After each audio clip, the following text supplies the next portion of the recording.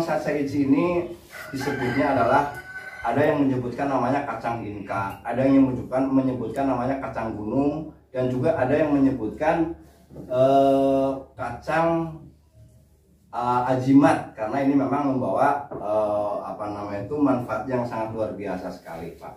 Jadi kacang ini adalah tumbuh di hutan Amazon sana, Pak. Betul, tadi Bapak sudah nyampaikan, yang sudah berumur 3.000 sampai 5.000 tahun yang lalu. Oleh suku Inka sana itu adalah sudah dipakai untuk kesehatan sehari-hari di sana. Cuman karena waktu itu kan belum modern, Pak ya. Akhirnya pada tahun sekian lah, saya lupa, akhirnya diadakan riset, Pak, bahwa ternyata kacang ini kandungannya sangat luar biasa sekali, Pak. Jadi selain dari daunnya sampai dengan bijinya, ini semua membawa nilai ekonomi, Pak. Kalau daunnya itu adalah bisa dipakai untuk teh, ya. Nah, kalau bijinya setelah dikupas, adalah bijinya ini anggaplah kita dari sini, Pak ya. Ini seperti ini yang sudah layak dipanen seperti ini. Ini ada beberapa lapisan, Pak. Ini nama kulit ari yang di luar ya. Ini dari pertama dari hijau. Tadi saya lupa nggak bawa yang warna hijaunya ini. Hijau. Ya, ini kulit ari. Dari kulit ari nanti ada kulit lagi, Mak. Namanya itu kulit karangnya. Nah, ini kulit karangnya ini. Nah, dari kulit karang ada lagi, yaitu biji karang, apa itu, biji batoknya lah istilahnya lah. Kalau orang Jawa, kalau saya kan orang Jawa, namanya batok ini, Pak. Nah, dari batok ini barulah berasnya, Pak, dalamnya. Jadi ada beberapa lapisan. Dan semuanya ini memang ada manfaatnya, Pak. Kalau yang ini kulit arinya bisa dipakai untuk pakan ternak, dicampur.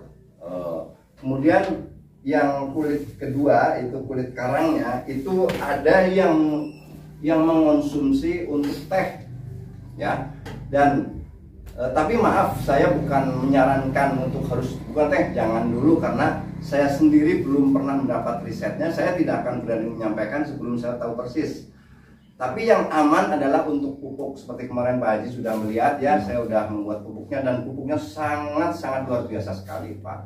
Saya kemarin mengaplikasikan baru 2 minggu, Pak. Wah, itu sangat kelihatan sekali. Ibaratnya sebagai ekosistemnya atau set kodratnya, bahwa hasil dari tanaman ini dipakai lagi untuk tanam itu mungkin makanannya mungkin barangkali seperti, sehingga maksimal sekali hasilnya.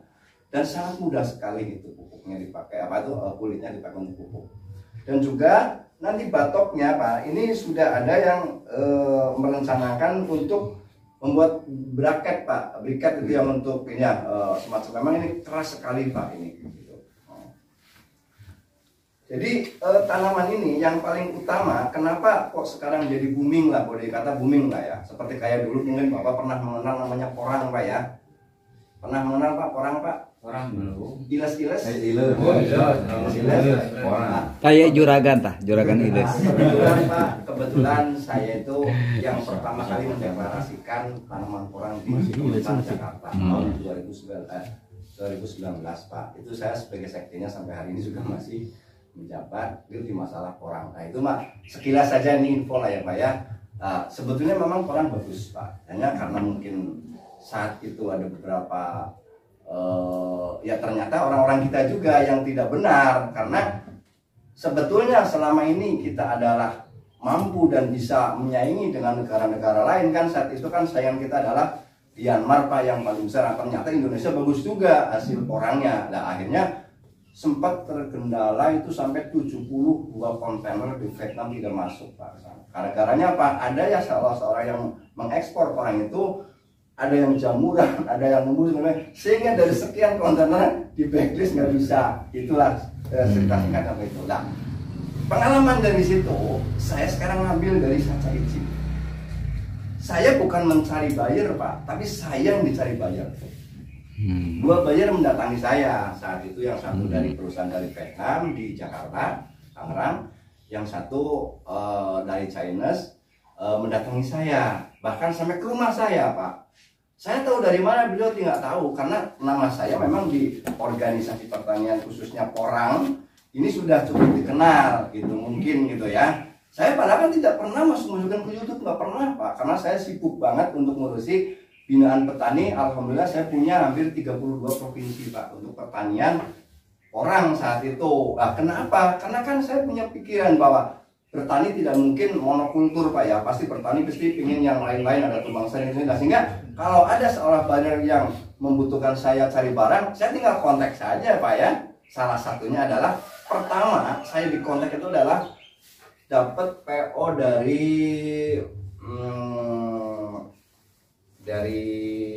mana satu itu saya dapat PO tuh minyak bunga matahari Pak. Pas lagi nyari bunga matahari saya lari ke Cilacap, ke Jawa Tengah, ke Lampung, ke Sumatera, itu nggak ada Pak. Se-Indonesia boleh kata saya ubek Pak, melalui pengurus-pengurus saya nggak dapat Pak. Ternyata bunga matahari itu lahan basah sebetulnya, itu berbunga matahari ya. Ini cerita sedikit ini supaya ada inilah.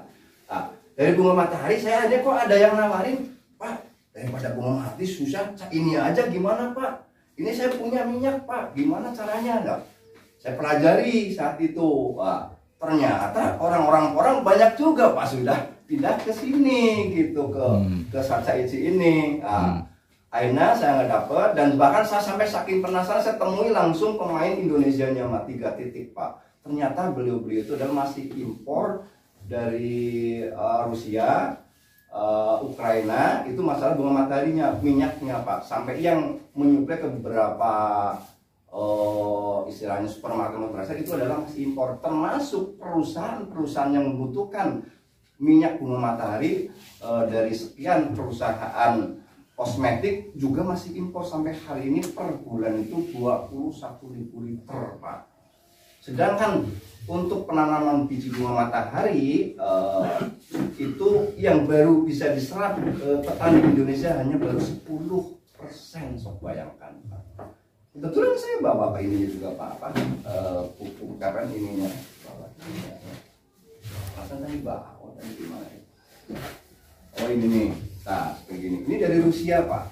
Ini dari Rusia, ada yang dari China, ada ini dari Cina Pak. Ini sekilo memang cukup mahal, tapi itu season kedua nanti Pak. Nah, cerita singkat, akhirnya saya mendatangilah tadi namanya yang minyak Saca Ici itu. Wah, setelah itu saya ditawarin Pak, mampu nggak sebulan nyuplai perusahaan saya 30 ton sampai 80 ton. Saya langsung angkat tangan Pak. Orang saya ya memang sudah cukup mengenal saat itu Mas Hai, tapi kan karena kebanyakan justru kelompok-kelompok tani yang menanam Saca Ici ini, terutama dari Lampung, Sulawesi, dari Lombok, Bali, terus dari Kalimantan. Itu Kalimantan dikenalnya tuh Borneo Pak, Saca Ici Borneo dikenalnya. Kalau di Lampung salah satunya tuh bergabung dengan Jawa Tengah, itu kelompoknya. Nah, kemudian saya datangi yang dekat saat itu Pak, itu ke Jawa Tengah di Klaten Pak, bawah Gunung Merapi. Saya 4 hari nginep di sana, cuma dapat barang berapa Pak? 3 kintal. 3 kintal juga tuh bentuknya kayak gini Pak, bukan bentuk kayak gini gitu. Makanya aduh susah banget cari barang ini, gimana caranya? Nah, akhirnya saya koordinasi dengan pihak buyer, Pak, saya nggak sanggup kalau misalkan nyuplai sebanyak itu, paling saya akan menyanggupi setelah saya membuat pengembangan. Nah, akhirnya didukung lah, Sob, kamu bisa nggak? Saya kasih jatah 50 hektar dulu lah. Nah, terus tentang biaya gimana? Yang penting sanggup dulu petaninya. Jangan cuma berpikir hasil, tapi yang penting sanggup nggak? Kalau petaninya sanggup, saya siap, insya Allah. Karena belum sampai ke buyer, ketemu dengan Pak Haji Ecek. Saya ceritanya, Pak Haji Ecek anggap sebagai investor lokal Pak ya. Kita belum berbicara yang lain-lain, ini ceritanya Pak Haji Ecek aja dulu yang masalah untuk program ini. Nah, kemudian saya akan tanyakan ini, berapa harga 1 kilonya itu Pak? Ini kesannya dan karena begini, asosiasi saya begini Pak. Andai kan sekarang misalnya kita menanam, oh harga lagi murah, oh harga lagi atas dari akan tergiur Pak. Jadi begini Pak. Harapan ya Pak ya. Nah itulah Bapak kata Bapak betul sekali. Nanti nggak melak Ayam harga tunggu, anaknya goreng. Harga anaknya goreng. Wih, wah melak itu harga anaknya sekian. Goreng sekian. Semangat, anak. Nah, itulah. Nah, itulah. Ternyata Jadi dengan Pak siapa formulanya ini? saya begitu. Dengan Pak siapa ini? Pasukan di Pak Sugandi ternyata tidak sabar, Pak.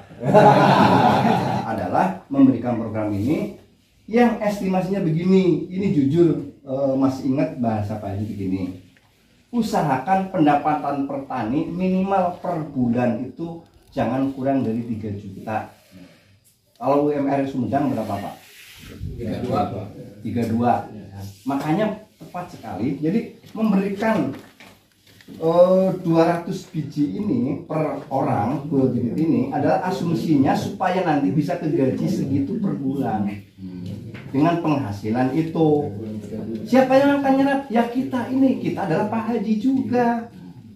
Bapak tidak pusing-pusing, Bapak tidak harus nyetor kemana. Yang penting Bapak memelihara tanaman ini yang baik, kita ambil ke sini nanti. Sudah langsung ditampung, yaitu berbentuk seperti ini. Diambil sama kita.